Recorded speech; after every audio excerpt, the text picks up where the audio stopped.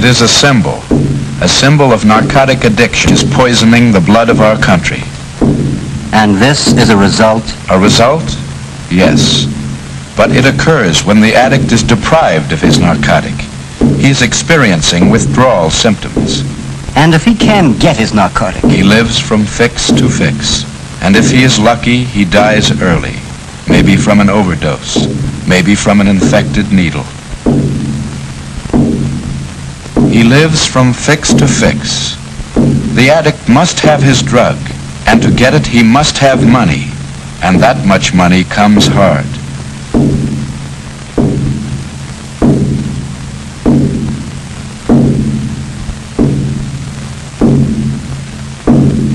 And this girl? The same. Always the same. Vice feeds on vice. And in the end, life has been a tortuous search from day to day. But can't we help him? We try, but he's long past the point of no return.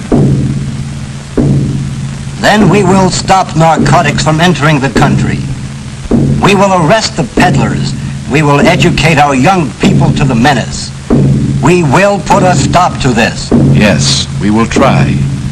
But if you want to defeat your enemy, you must first know him.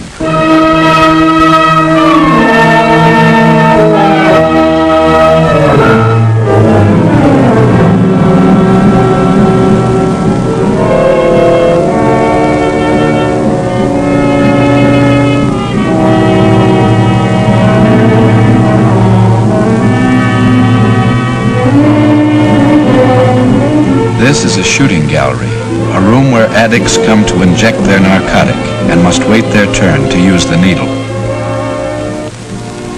Then all these people are addicts? Some are, some aren't. All will be. For one, it may take 5 shots, for another 50, but the narcotic will be mastered.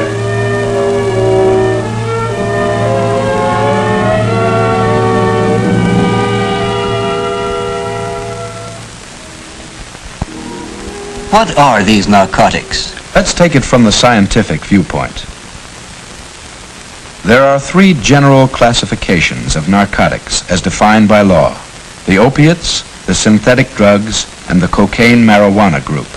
The opiates, grown and processed almost exclusively in foreign countries, include opium and its 2 derivatives, morphine and heroin. The synthetic narcotics, including such drugs as Demerol and methadone, are the result of science's attempt to produce a non-addictive narcotic. But attempts have failed. All synthetic narcotics are addictive. Cocaine is derived from the Peruvian coca plant. It is strongly addictive. Marijuana is easily grown in many countries, including the United States. The plant can be identified by its sawtoothed leaf, which always has an odd number of fingers. The underside of the leaf has a sticky feel to it. It is the leaves and flowering tops of this plant which contain the narcotic. This narcotic, unlike the opiates, the synthetics, and cocaine, is non-addictive. What do you mean by non-addictive? By non-addictive, it is meant that the user of marijuana, when deprived of the drug, will not experience the agonies of withdrawal. It is habituating, but its use can be discontinued. Then what is its danger? Marijuana, a powerful excitant, produces unpredictable emotional results. But its greatest danger lies in the fact that it is a stepping stone to the harder drugs, such as morphine and heroin. 95% of narcotic addicts begin with the use of marijuana. Classified as dangerous drugs, as distinct from narcotics, are the barbiturates, the sleeping pills, known also as goofballs. There are approximately 400 varieties of barbiturates on the market, and all are highly addictive. In most states, the possession of these drugs without a doctor's prescription is illegal. Among the most common are Nembutal, known as Yellow Jackets, and Seconal, known as Red Devils. All narcotics and dangerous drugs have legitimate medical uses. Many are indispensable for pain-killing and sleep-producing properties. But in the hands of the addict, their use is perverted to secure an escape from reality.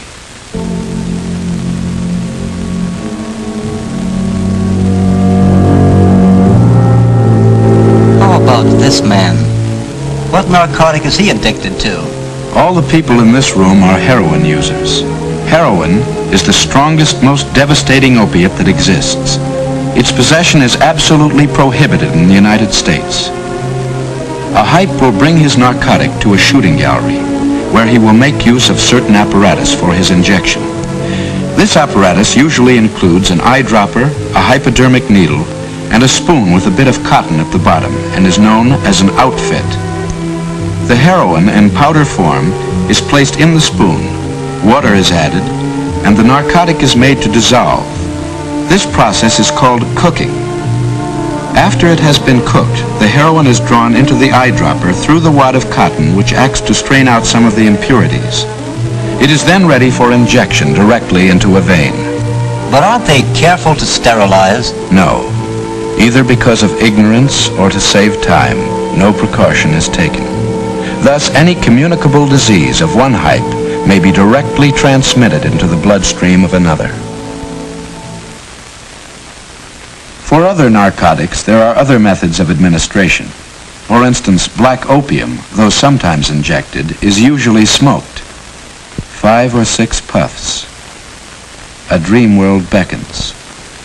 Reality is left behind. But problems aren't solved. Marijuana is also smoked. The reefer, as it is sometimes, like an ordinary hand-rolled cigarette, but it is smoked differently. Large quantities of air are inhaled simultaneously with the smoke, so that the stomach will absorb a high percentage of the narcotic. Marijuana is the most prevalent narcotic among juveniles. The pattern of escape is established. Many then try heroin. The step to narcotic addiction is short. The barbiturates are usually taken orally. This group is classified as the dangerous drugs and is so named as a reminder to the user that they are addictive.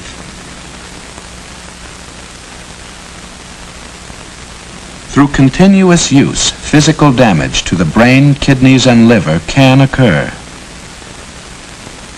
But there is no drug as degrading and enslaving as heroin.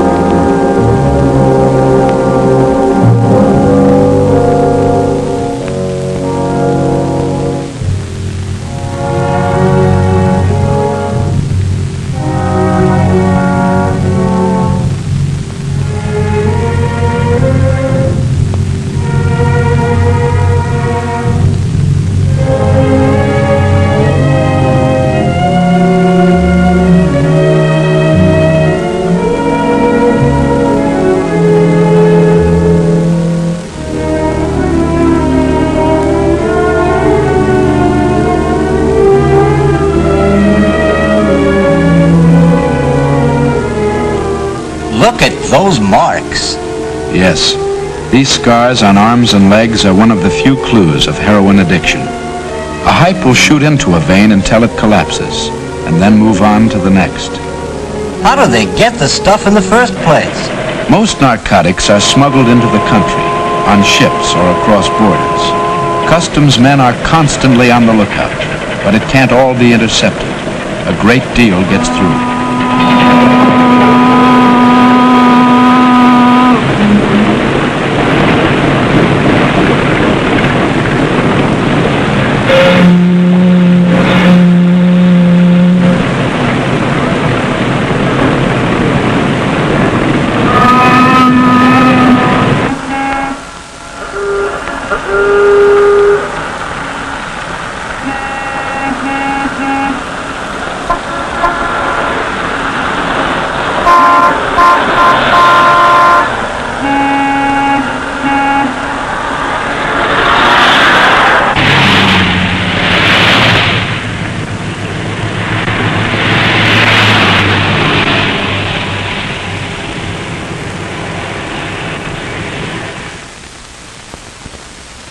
Narcotics are a multi-million-dollar business. An ounce of heroin costing $30 in Europe is worth $300 upon crossing the United States border. And then the profits really start. As the narcotic is passed from the big dealers to the smaller dealers, and finally to the retailers, it is diluted and rediluted until finally from the original ounce of heroin, anywhere from 5 to 10 ounces have been produced. This dilution process is termed cutting and is usually done with milk sugar. Ounces are cut and made up into gram packages known as bindles or papers and sold to retailers who recut the bindles and package the narcotic into capsules. These capsules, containing a low percentage of heroin, can bring from $3 to $5 apiece. Though the amount of narcotic per unit weight decreases with each dilution, the price does not decrease proportionately. The original ounce of heroin, bought for $30, has a possible retail value of $3,000. Marijuana is both smuggled across and grown within our borders. The leaves and flowering tops of the plant, ground to the consistency of pipe tobacco, are sold by the can or as cigarettes, costing from 50 cents to $1 apiece. The cigarettes are rolled in a double wrapping of brown paper, though the more fragile white paper is sometimes used for the purpose of camouflage. Because marijuana is not as profitable as heroin, and because it is only habit-forming, narcotics peddlers or pushers try to convert the youthful marijuana user to the addictive, expensive, profitable heroin. Who are your addicts? People of all races and professions, the privileged and the underprivileged. How do they start? They usually start out young, maybe on a dare, maybe to follow the crowd. Many begin with marijuana and the pattern of escape is established. They then graduate to the harder drugs, the addictive drugs, for bigger kicks, and soon they are hooked. $5, $10, $20 a day. How do they get the money? Narcotics breed a desperate race of men.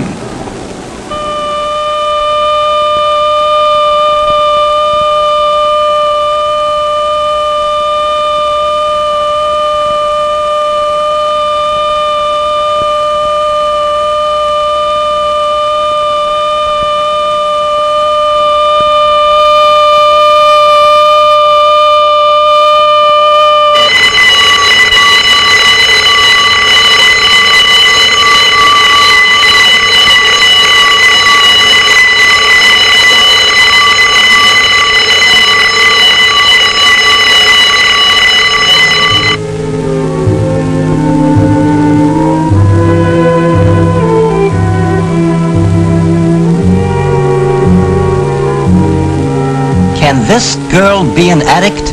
This is her third shot, but possibly her last chance to escape addiction. Then what? Need for drugs becomes need for money.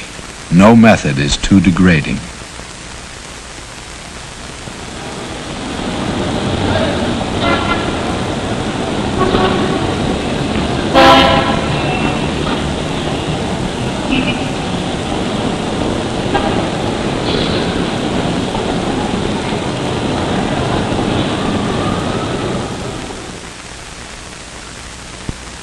There may be 10,000 women and 30,000 men in this city who are drug addicts.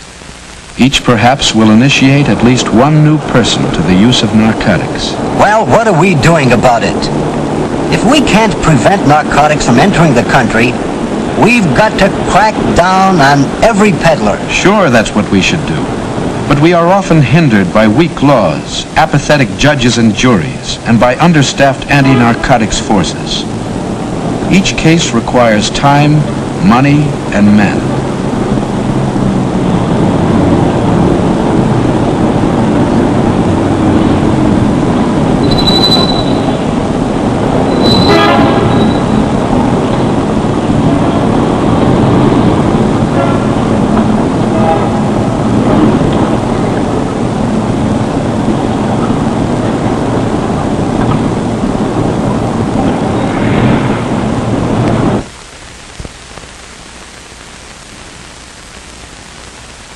Stand by.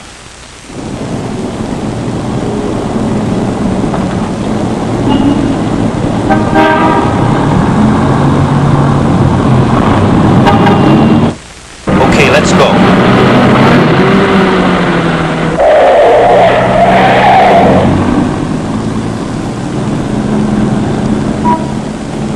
The law states that possession of narcotics means that the suspect either has the drug on his person or that it was directly under his control at the time of arrest. Here, both officers saw this man throw the suspected narcotic.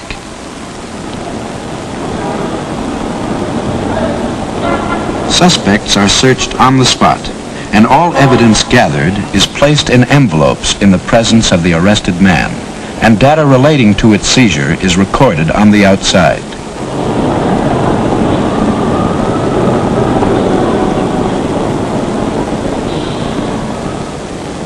There must always be at least 2 officers on an arrest, so that there will be a corroborating witness.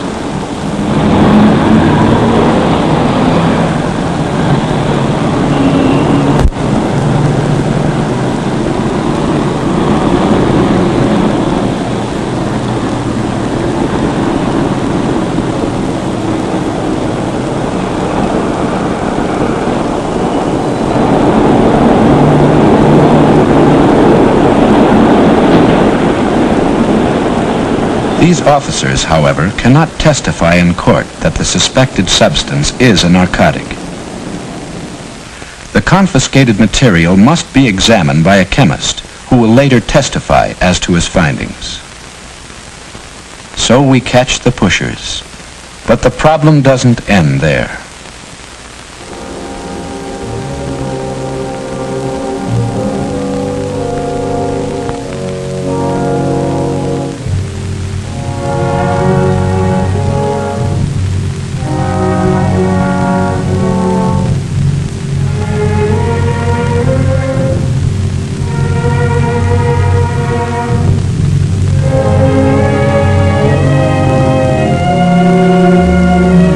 Still the addict, who without a will of his own has a continual craving for narcotics.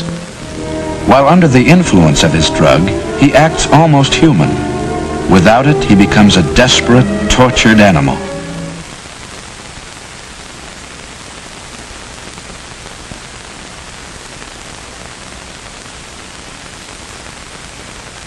But can these people be cured? Physically, yes. Mentally, there is no known permanent cure. Deprived of narcotics, the addict will undergo withdrawal symptoms for about 6 weeks. At the end of this period, his body will no longer need the drug, but the psychological need remains. Elaborate precautions must be taken to prevent the passage of narcotics into prisons.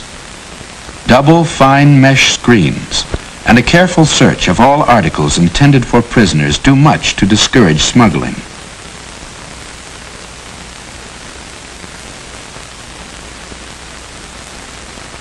Clothing intended for narcotics prisoners is soaked in water to dissolve any narcotic the articles might be saturated with.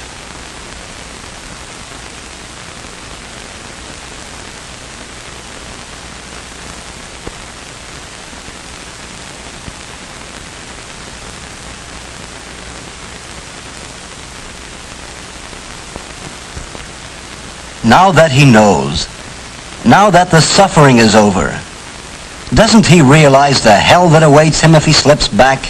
Yes, he realizes it, and he'll fight. But the addict is not fit for such a fight. Narcotics have weakened his character, deteriorated his will. He may stay off a day, a month, a year, or more. But 99 out of 100 slip back. Back to 1 capsule a day, 2 capsules, 4 capsules. Back to $5 a day, $10, $20. Back to prostitution, armed robbery, jail. Back to the desperate race of men.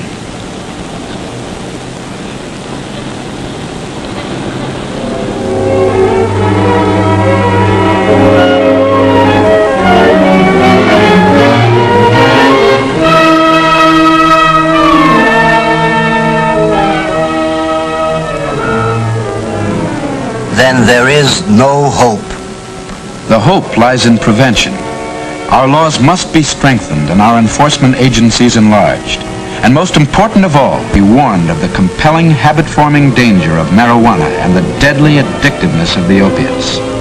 The people must be made aware. It is a social as well as a police problem.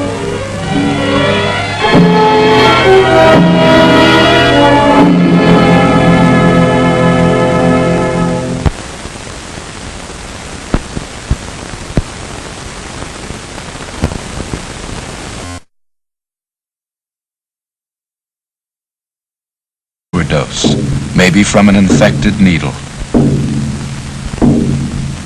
He lives from fix to fix. The addict must have his drug, and to get it he must have money, and that much money comes hard.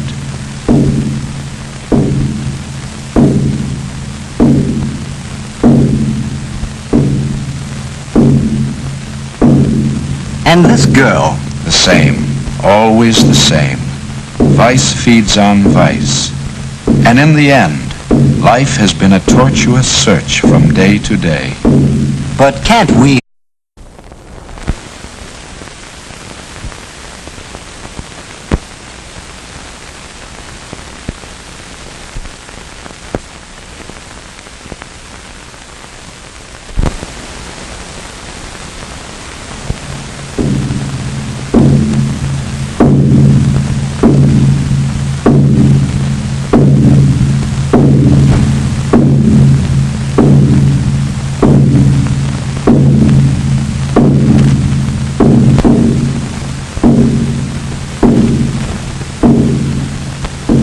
Help him? We try, but he's long past the point of no return.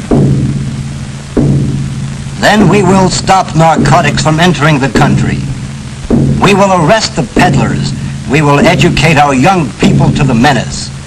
We will put a stop to this. Yes, we will try. But if you want to defeat your enemy, you must first know him.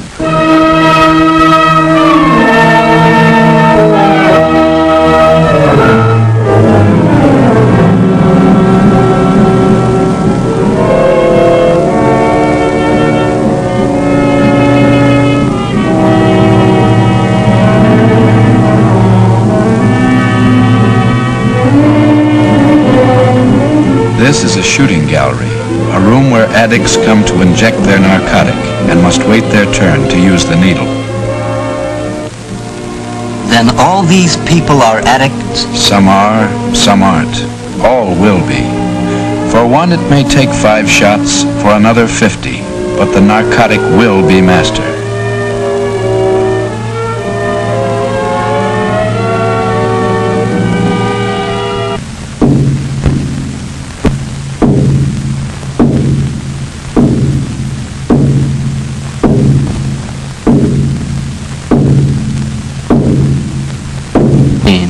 It is a symbol of narcotic addiction, is poisoning the blood of our country.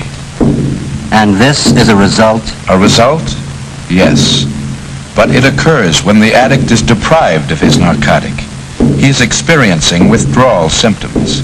And if he can get his narcotic? He lives from fix to fix. And if he is lucky, he dies early, maybe from an